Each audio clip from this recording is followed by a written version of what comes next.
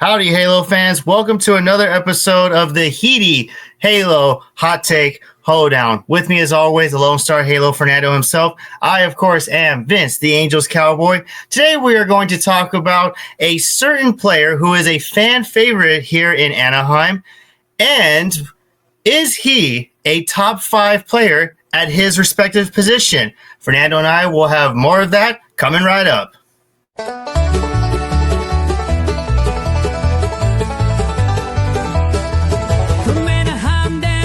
Texas plains, hot takes flying right off the reins. Lonestar, Halo, Cowboy, Vince, calling it bold, never on the fence. Hold down time, turn it up loud. Hot takes are ringing, drawing a crowd. No matter how wild, no matter how strange, ain't no limit on the takes we say.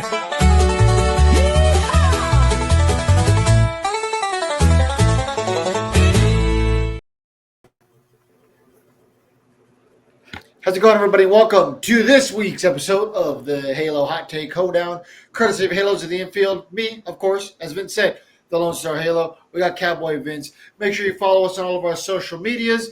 That's at Angels_Cowboy. That is at Halos in the Infield. If you want to follow me, Lone Star Halo, blah, blah, blah, blah, blah. 5-star reviews all around. Go ahead and give us a 5-star review on the listening platform of your choice. Make sure you check out our sponsors. That is Brewheim. Mention Halos in the Infield for some drink specials. Make sure you head on over to 714 Tickets for all of your ticketing needs, no matter what they are, whether it's an Angels game or something else. Chances are 714 Tickets has it. And if they do got it, Vince, you don't have to pay those pesky fees. That's the best part about it, especially if you use that code Hiti, H-I-T-I at checkout. You get 10% off for this purchase, for the next purchase, for your Mother's Day purchase that maybe you forgot to make. Head on over to 714 Tickets. All that and more. And last but not least, Underdog Sportsbook Fantasy. We will get to them a little bit later with Todd's ad. Vince, you alluded to it. We're going to talk a little bit about Zach Neto. But before we do that, we are the first show to come on post Ben Joyce injury. I think it would be silly of us to at least not touch on it a little bit. Now, we have talked about Kenley Jansen and how good of a signing that was. Of course, he did blow a hold in the Padres series. I mean, hey, even Superman had his kryptonite. So with that being said, maybe that's the reason why the Angels decided to sign Kenley Jansen. Maybe it wasn't. But how upset were you about the Ben Joyce news? I was hurt. Let's put it that way. Not upset, but hurt, because I have been following this guy ever since he was a volunteer at Tennessee. And, he went viral once he got known for his 100-mile-an-hour pitch. And everybody was talking about, man, when is this kid going to come to the league? Like, somebody draft him soon or whatnot. And I remember even saying, man, it's going to be a long shot if the Angels get him. And then when I heard we did, I said, wow, this is actually something that would be nice, because, I mean, it's great to have a fireballer on the team, because Aroldis Chapman is one of those guys, and then Jordan Hicks was also an example of this generation of hard throwers, Joe Zumaya back in the 2000s. But the other thing that also caught my attention was that, could this be a marketing scheme? I mean, we have an owner who's notorious for being a marketer than a baseball owner. Had to throw it out there. And a guy who can throw 105 miles an hour, man, that is good marketing, because guess what? People want to see that guy pitch. And, yeah, he brings in a crowd for sure. In fact, he got his own bobblehead this year, and it was only his second going into probably second full season of his career. And at the same time, but, yeah, going back to the news, I was really heartbroken, and I had to sense something was wrong, because we've seen numerous times whenever an injury happens in the Angels organization, it sounds minor, but it turns major. However, there is one positive out of it. Yeah, he's out for the season, but the positive is it's not Tommy John. Tommy John takes about literally a year to a year and a half to fully recover and be back to your potential. This is a shoulder injury. Shoulder injuries at best, depending on how well your body recovers, 3 months. At the longest would be 6 months. So the positive news is we're going to see him by spring training next season. And I mean, it is early to tell, but the season, air quotes, is kind of lost. It's too early. You never know, but just throw it out there for old time's sake. So he is going to have time to recover. He's going to go into rehab right away. He's going to recover from that surgery. And then before you know it, he's going to get back into it. And he is a workhorse from what I hear from. In fact, I actually got a chance to meet a former teammate of him one time. And I said, dude, how is Ben Joyce? He said, he is a workhorse. He takes care of his arm. He's been through Tommy John already. And he's really committed. So once I heard that, I said, okay, if something happens again, at least there's that take into it. So I have high hopes for next season that when he returns. The only thing is he's not going to be that 105 mile an hour guy. He's probably going to clock at best. He'll probably hit 100. Maybe he mixes in 102, but you never know. Everybody's different when it comes to the recovery. So yeah, just fingers crossed for sure, and to a speedy recovery for Ben Joyce. Yeah, I think the writing was always kind of on the wall that there was an injury brewing.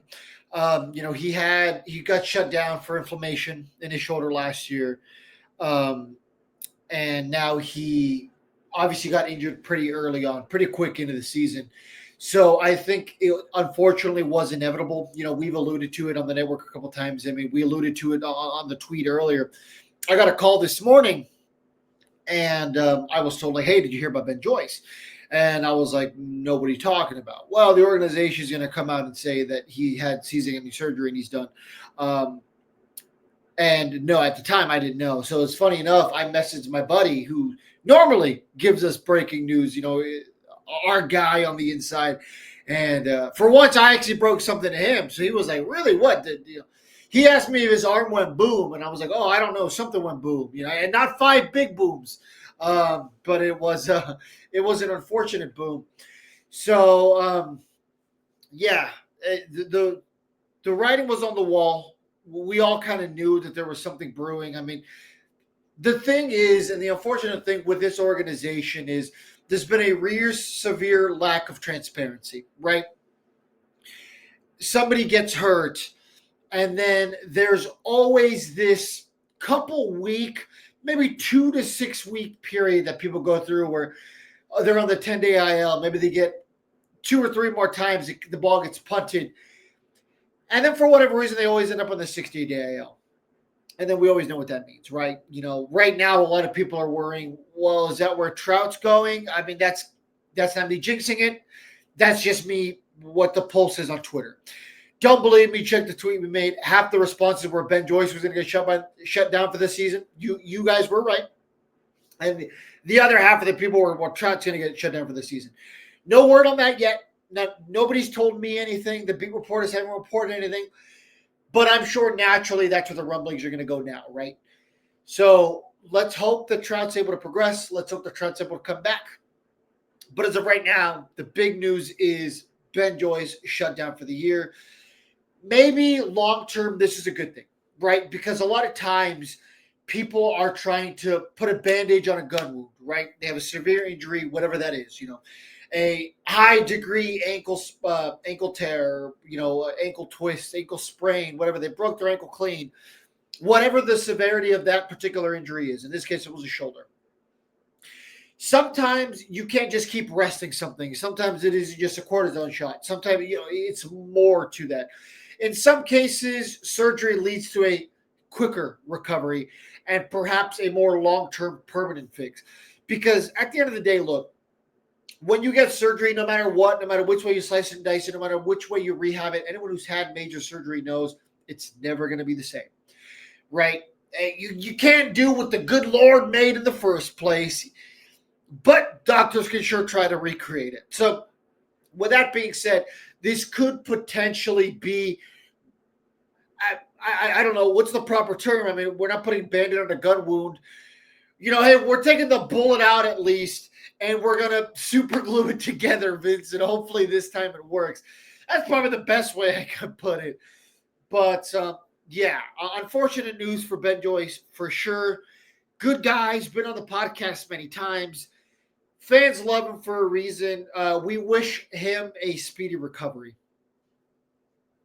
Yeah, and it's unfortunate too that the autograph signing he's supposed to have got canceled, because I was looking forward to that. I really wanted to have the opportunity to meet him. In fact, I got the opportunity to meet another player not too long ago, but we'll get to that soon. So, the thing is, there was a lot of hope this season with Ben Joyce because he was going to be our eighth inning guy. And he was possibly going to be our future closer because we had the signing of Kelly Jensen. Now, I think it's going to hurt us a lot more because of what happened in Game 2 of the Padres series, which was an example of why Ben Joyce is a valuable player. So, you see who comes in the eighth inning of that game. It's Ryan Zefferjan. Now, Ryan Zefferjan's a young guy. So, he's getting his work in. He's basically building to be a future eighth inning guy. However, we threw him in the eighth inning too early, 1 to 2 years too early. So because when I first saw him, I was like, okay, he's more of a sixth, seventh inning guy. This is not a guy who's going to be in a high leverage situation. If he comes in the seventh inning, maybe he's the guy who gets tested against the top of the lineup. Sometimes he has to face the bottom of the lineup because in the seventh inning, you do face a lot of the 7, 8, 9 hitters or 6, 7, 8 hitters. So that's why you're put in that situation, because you need to shut those guys down. And then your eighth inning guy is going to face maybe 1, 2, and 3, or 2, 3, 4, depending on how the other team is hitting. And then, of course, the closer is supposed to just shut everything down, regardless of who they face in that in that situation. I mean, even if they face the eighth inning, the eighth batter of the lineup, the closer, you still have to beat them. You still have to take that guy out, and even the ninth hitter, because the worst thing is if you can't get the ninth hitter out, then something's wrong with you, and that's what happened in Game 2 of the series against the Padres. So I don't want to say it was. I mean, the obvious answer is poor managing on Ron Washington's point in that situation, but at the same time, who do you have in your eighth inning guy? You have to go who's the next guy up, and it's Ryan Zefferjan. So it's unfortunate that we had to experience it that night, and it got worse with the walk-off of Jensen in the ninth inning. But it's a big blow, and that just goes to show how valuable Ben Joyce is to the bullpen.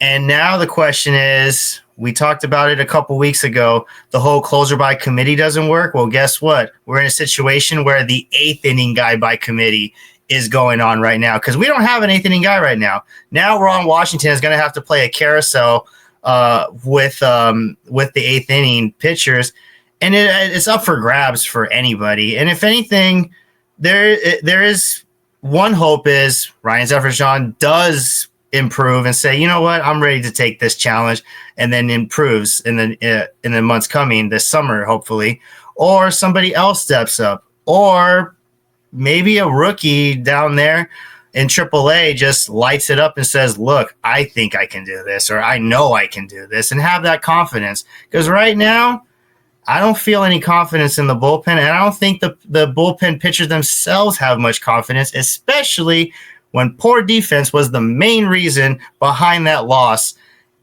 in Game 2. I said it on my story. If you guys follow me, I said straight up, defense lost the game for us, not the pitching. Yeah, honestly, I talked with Todd off air earlier. Sometimes, we'll just call during the day where we're both working and just have conversations. This was just one of those. And I told him, man, it was so frustrating to see Logan O'Hoppe make that throw to second base, right? Pick the ball up with his glove. What are you doing? Skip the middleman, grab it with your throwing hand if you're going to make that throw. And also, anybody who's played baseball, not church league softball, baseball, knows that you don't make that throw, right? It's baseball 101. If there's a runner on first base running to second, you give them that base when you have a runner on third, right? Why, Vince? Because of exactly what happened. It was a piss poor, candy-ass throw out to the outfield. Zach Neto is great defensively. We're going to talk about him shortly, I promise, that for anybody who's getting antsy. But he isn't, he can't do everything, right? It was a bad throw. He did his best to crowd it, just missed the throw. But the runner on third is able to score, and that's really what kind of brewed the trouble for the Angels, and that's what gave the Padres the momentum to eventually walk it off. But baseball is such a game of momentum swings, and that was just such a negative swing for the Angels. Really hurt them. But Vince, you can't make that throw because best case scenario, that throw is online. You still have to worry about the guy scoring, right? If anybody who's played Little League, high school, whatever, baseball, they'll teach you, okay, if you're catching and a runner is going to second base, eat it. Every time, eat it. Even if you think, for a fact you're going to nail him. Why? Because that runner can score, and that run is obviously much worse than now a runner on second and third. That's why a lot of times you'll see that trick where they'll throw it hard to the shortstop that's crashing in, right, to try to get that runner on third. But anyway, I digress. The point is, Hoppy should have never made that throw. I'm going on a tangent now. But I think that's the reason why we lost. I agree with you. Defense has been horrendous, which is so funny because Ron Washington's always been praised for his defense. And man, oh man, has this team sucked defensively over the last 2 weeks. Yeah, that shocked me the most because he is the guru of defense for sure. You see him working with even the veterans that have been in the league for over 10 years. They still do the basic drills that you've been learning since Little League, basically. And I don't understand why it was so bad. I mean, maybe honestly, I think I know why. The psychological aspect came into it too, because when was the last time the Angels this season have played in a playoff atmosphere stadium? You look at us, the last time, in my opinion, opening day, because it was a full house. Everyone's going crazy. Everyone's happy that we're back home and baseball is back in Southern California or in general. But after that series against Cleveland, after that home opener, when have they played in a playoff atmosphere? They haven't. On the road, they haven't played in a playoff atmosphere. So this was the first. San Diego maybe is probably the closest they've gotten. That's why. So these last two games that they've played in San Diego, sellouts, both of them sellouts. They're playing a playoff contending team who's possibly could win the division if the team up north slacks off a bit, which they usually don't. But if they do, don't be surprised if San Diego pushes for a division. So when you're playing in a playoff atmosphere stadium in any sport, and especially if you're not used to it, it kind of gets to you. It gets to you mentally. It gets to you physically. Your body goes limp for a quick second. You get yippy sometimes, and you forget how to throw a baseball, and you make that errant throw. You forget how many outs there were, and you don't turn that double play. You forget that with 2 strikes, you need to just put the ball in play, and you whiff at a pitch and trying to swing for the fences, not realizing, hey, look, you're down by 3 runs. Why are you trying to tank one into the left field bleachers? So, because you're trying to be the hero in that type of atmosphere. So that's where I think the bad defense came into effect in the last games against the Padres. And it's only going to get worse when you go to Dodger Stadium. And that's what's going to happen this weekend. It's a more hostile crowd. It's going to be heckling. It's just everything going on, something that is a baseball player's nightmare to get heckled by a hostile crowd, whether it be in Los Angeles, in Philadelphia, or New York. Those are the top 3 cities that a player does not want to get heckled, and that is a nightmare. And guess what? The Angels have to deal with it this weekend. They're going to have to deal with it in Philly this year because they do play at Philly, and they have to deal with it at Yankee Stadium. So this is a test, basically, this entire week on can you handle hostile crowds? Can you handle a playoff atmosphere crowd? So far, it's not looking good. Well said, Vince. Good diagnosis for sure. Yeah, I agree. Definitely, probably the most rambunctious crowd the Angels have seen this year, and probably we'll see for a little. Well, I mean, obviously this weekend, I should say, in LA. The Angels in the past have played the Dodgers really tough, but lately have not. So hopefully they can at least compete against the Dodgers. Obviously, I'm cheering for a series win. I hate the Dodgers. Most of us do. But I just want them to play them tough. So, Vince, I think it's probably about time we talk about the topic today. For those getting antsy, we are here to talk about Zach Neto. Do you happen to have the hot take in front of you, sir? I do, yes. So do the honors. The hot take of the week is Zach Neto is a top 5 shortstop. Now, this is bold. Nah, not really, because I believe this kid can be a top 5 shortstop. Am I saying it right now? No. Short answer is no. However, he is climbing. He is top 10 in my opinion. He's probably at number 6. He's like literally right there. The bar is right there, and he just has to hop over that mountain, that hill. But it's going to be tough because look who he's competing against. He's got Bobby Witt Jr., who is easily the top shortstop in the majors right now. You also have Francisco Lindor, who is the veteran shortstop, who is the face of shortstops in this generation. As of now, he's the second best because Bobby Witt Jr. is up there. And then third, you probably, I mean, this is kind of cheating, but Mookie Betts, even though he's more of a utility player because he can play second, he can play right, he can play a little bit of center, and he's and shortstop. So I don't know where you would put Mookie Betts in the list if you could, because he's more utility than a full-time shortstop. But, you know, he is one of the best players around right now. And then Gunnar Henderson, I think, would probably be number 4. But Gunner's kind of fallen off a little bit, but at the same time, you can't blame him because he's playing hurt. He's had a bad rib for all of April, and I know because I have him in fantasy baseballs, and I'm getting hit hard with him, and he was my first pick, and now I feel dumb, but at the same time, he had an injury right before the season started, so I can't blame him there. And then number 5, I mean, number 5 could be anybody. I can't think off the top of my head. I bet you can. Seager, probably. Thank you. Yeah, I agree with your list thus far. Mookie, I don't consider him a shortstop. I just don't. You can't put him on that list. You know what I mean? Yeah. Because I don't know. To me, he's always just going to be a right fielder. Oh yeah, he definitely is. Yeah, but yeah, I get it. I understand. Now, I don't know if you've looked up the top 10 currently according to Major League Baseball. Zach Neto's not on the list. He should be, but there's a reason behind that. Number 1, he's young, he's super young. He's only in his third full season, you could say, of his career. But number 2, it's the running joke. He plays on the Angels. That is we're the butt end of every single joke, and that's basically the main reason why he isn't in a top 10 MLB list, because we're not going to get any love. I'm going to say it every single hot take week.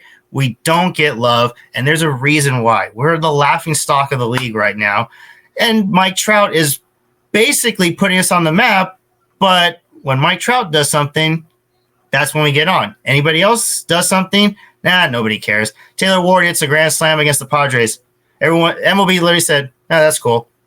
But if Mike Trout hit the grand slam, if Mike Trout hit the grand slam against the Padres, we're all over Twitter, we're all over Instagram, we're all over everything, basically. Here's new merch. You know what I mean? It's yeah. You name it. So real quick, let's go over the MLB top 10 shortstops. It's a video, so you're going to have to bear with me here. Number 10, Trey Turner. Don't hate that. I think Trey Turner's up there for sure. Willie Adames is number 9. Obviously, he is now with the Giants, I believe, right? He was a Brewer.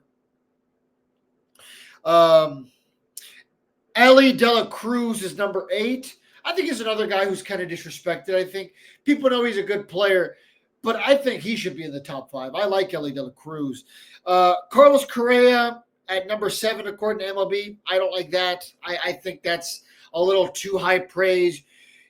He had another good year, but I mean, he hasn't been that great since he signed that bigger extension after he was on 3 teams in one offseason, where he went to the Giants, quote unquote, and then he went to the Mets, and then he went back to the Twins. Number 6 is Dansby Swanson. He had a bit of a resurrection year last year. Once again, though, that's 1 year since he went over to the Cubs. He hasn't been great besides that last year. So I don't think I put Neto over Dansby Swanson for sure. That's a hot take right there. I could legitimately tell you I'll take Neto over him. Number 5, according to MLB, Mookie Betts. Number 4, Bobby Witt Jr. That's a bit of a surprise. I am with you. I believe that Bobby Witt Jr. is currently the best shortstop in Major League Baseball. Well-rounded, good defensively, good speed, good. He's a 5-tool guy. So, last year, 332 average, 32 home runs, 109 RBIs. Come on. What more do you want, Vince? So, MLB, you're stupid for that one. Number 3, Francisco Lindor. I like Lindor in that spot. We should not be ahead of Bobby Witt Jr., tell you that much. Number 2, Corey Seager. Why on earth is Corey Seager the second best shortstop? I like Corey Seager.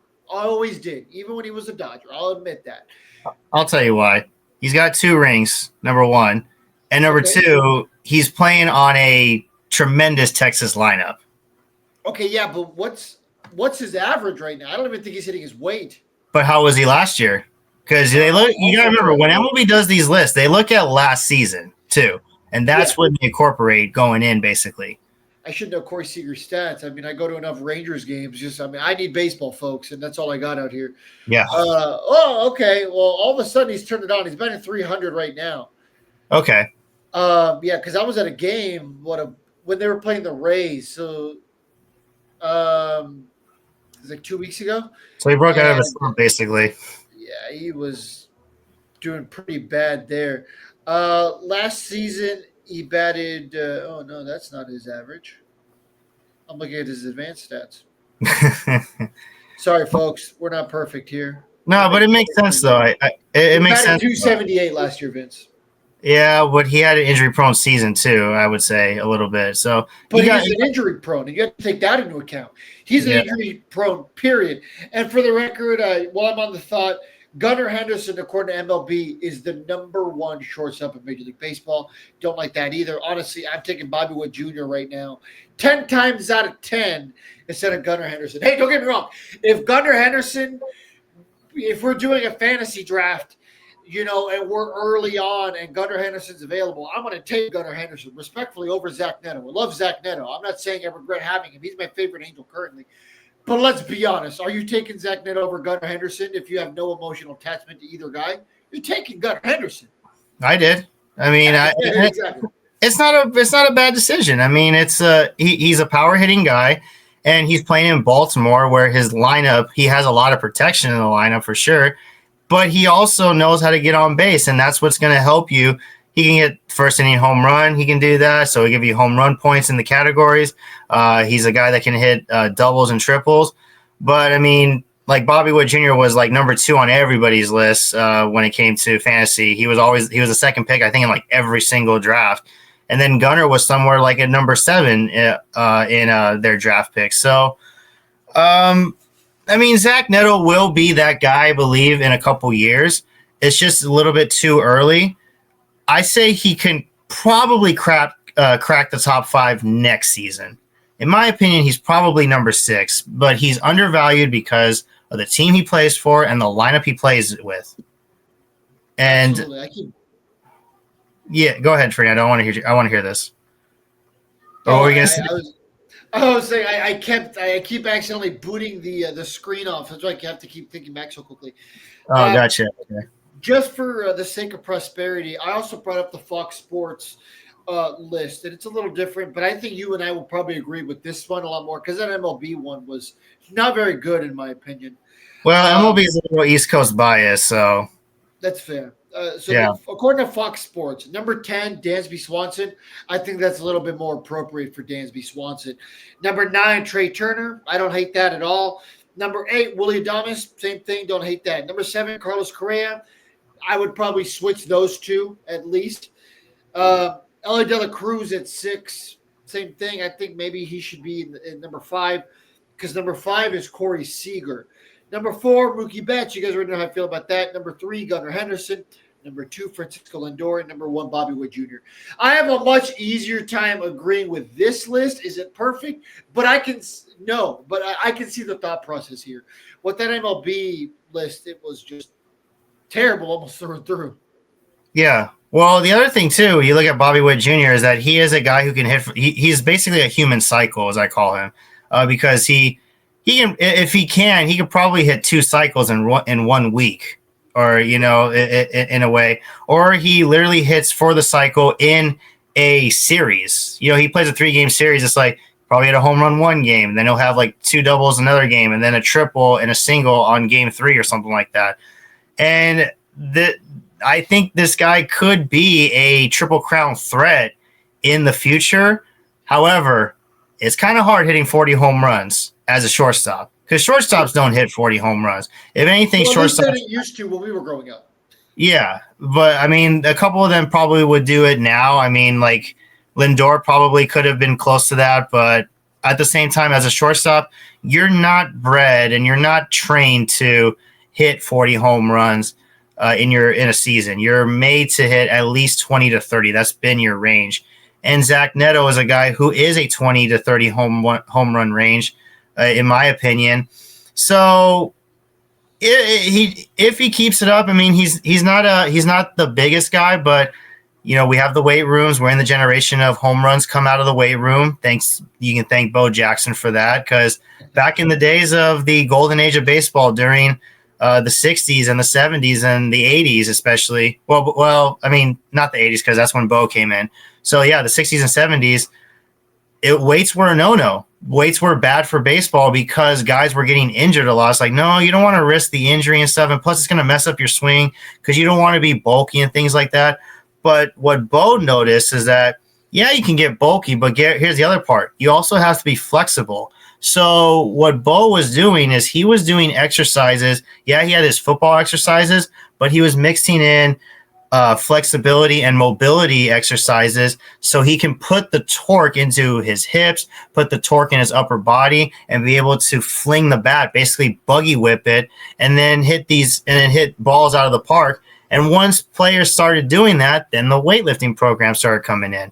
So Zach Neto gets on that, which most likely he is in this offseason, because this last offseason he was rehabbing his shoulder. So that affected him a little bit.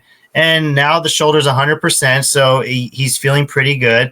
And I believe in this next offseason, he's going to be working on getting strength, getting a lot faster too, because he's a guy who can steal bases. He could probably get 30-30 in the next 1 or 2 seasons. But right now he's more of a 20-20 guy. I think he's going to get he could hit 20 home runs this season. He's on a hot streak. But obviously it's May. You never know. But as I've been saying this for weeks, when the weather warms up, the bats get hot too. So it could probably warm up for him as well. I feel good about this season with him. If I could make a prediction about this season, he'll probably have another 20-30 season. He's more aggressive on the base paths, what I've noticed, and he's more aggressive at the plate. He's jumping at first pitches. He sees that fastball, he's getting to it. And he's also working counts, working at bats. He's elongating those at bats, which are causing pitchers to boost up their pitch count. And that's what you need from leadoff hitters, especially. And right now he is the leadoff hitter. He's going to be the leadoff hitter for at least this season and possibly next season, because another guy who could be in the mix for leadoff hitter, which isn't probably going to be this year, it's probably going to be next year, and it's going to be Matthew Lugo. I think he might be a leadoff hitter by next season, and that's what the Angels, they have they're known for doing that, where these young players start in the leadoff spot to not only get extra at bats, but because they're fresh, they know how to start. They start games. Noah Shonowell, like first basemen don't hit leadoff. Well, have you seen how Noah Shonowell hits? He hits like a leadoff hitter. Zach Neto, he hits like a leadoff hitter. Matthew Lugo could be the next guy up. Who knows? There might be a time where we'll change it up a bit and put Neto at number 2 and put Lugo in the leadoff spot. I can see it happening.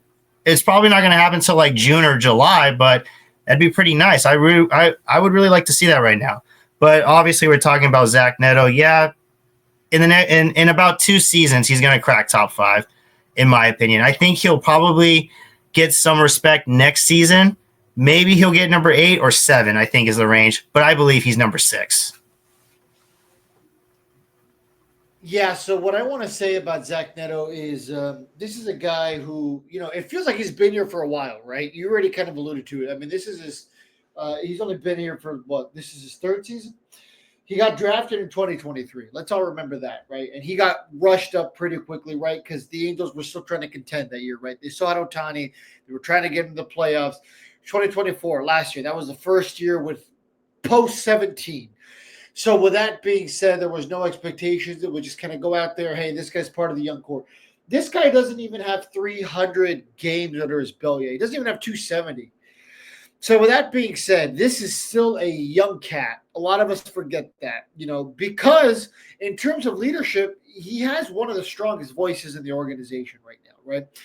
Him and Ohapi are kind of competing in a friendly competition to be the next face of the franchise. So with that being said, Zach Neto does have a chip on his shoulder, right? He has something to prove. He wants to prove that he can be that guy.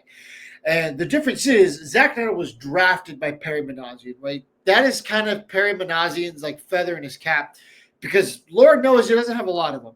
He doesn't have a lot of positive things that he has done in his tenure here.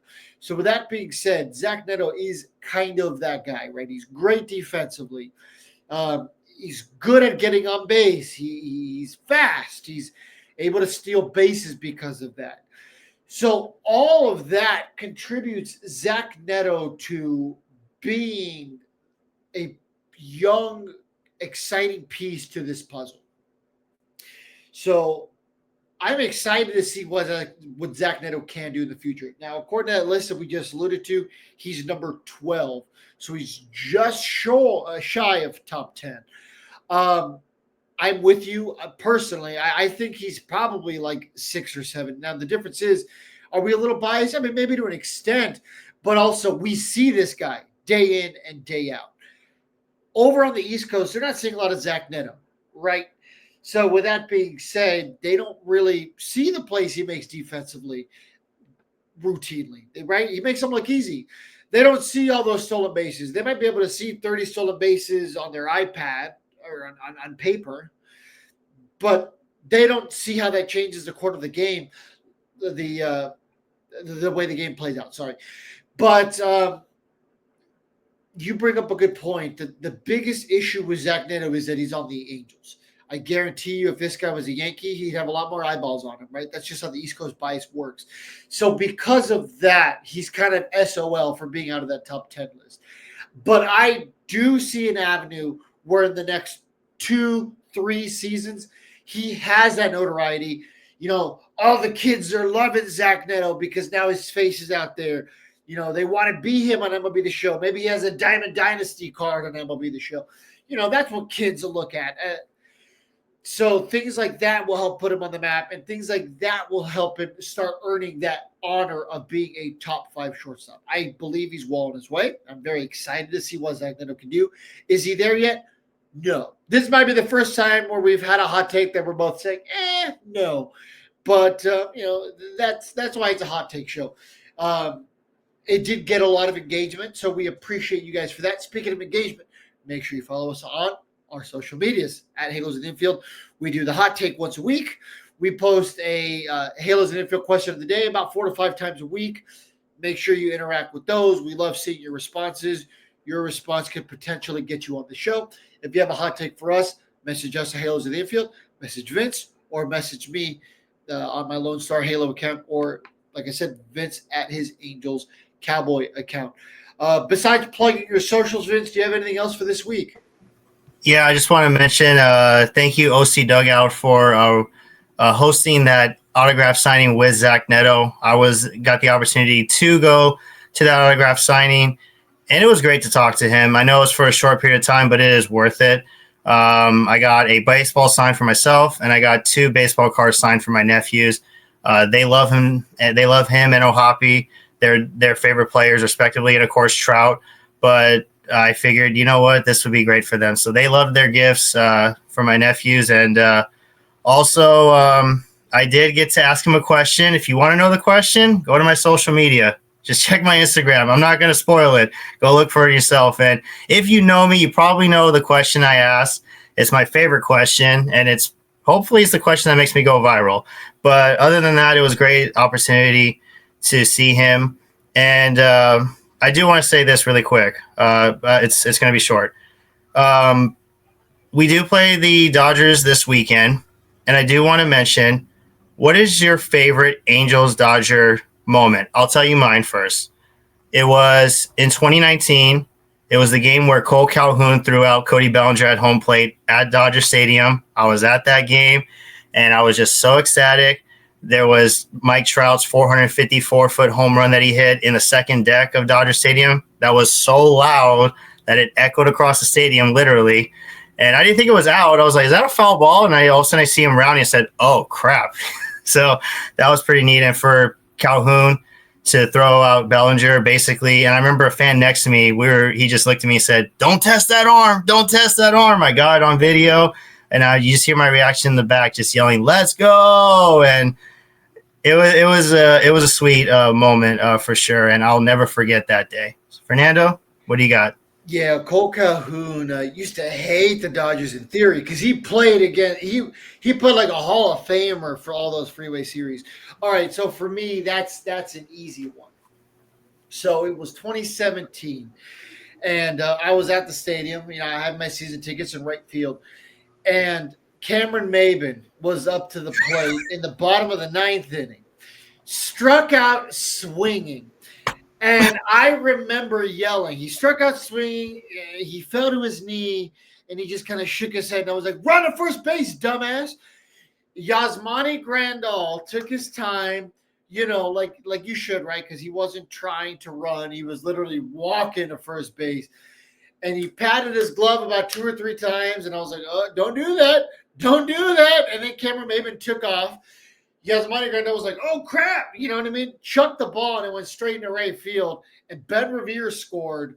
And the Angels walked it off on a strikeout. And I will never forget the Dodger fans' faces that were sitting next to me. They were just baffled because it was like, what the hell just happened? You know what I mean? They were excited because Cameron Maybin struck out. I believe it was Kenley Jansen that struck him out. So, yeah, that is my favorite memory. And it was nice because I was staying at the DoubleTree that's in, like, the Honda Center parking lot, like right behind, I guess, the ravine there. So not exactly the parking lot, but that was a fun walk to the hotel because there was nothing but pissed off Dodgers fans. But, yeah, that is my favorite Freeway Series memory. I love it. I remember watching that game on television. I just said, what just happened? And Yeah, that was like, crazy. Yeah, and then the following year, 2018, we had a similar situation where Jensen didn't back up home plate, and David Fletcher was dead to rights at home plate. He still scored. Yep. So back-to-back years. Yeah, I missed the years where we were killing the Dodgers. Now the last like 2 or 3 years, they've kind of evened up the Freeway Series overall score.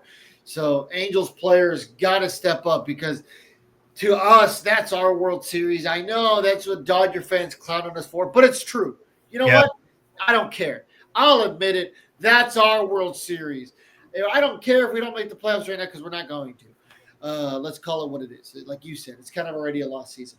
Mm-hmm. So if we win all 6 games against the Dodgers, you know what? 2025, best year of recent memory. That's all I need.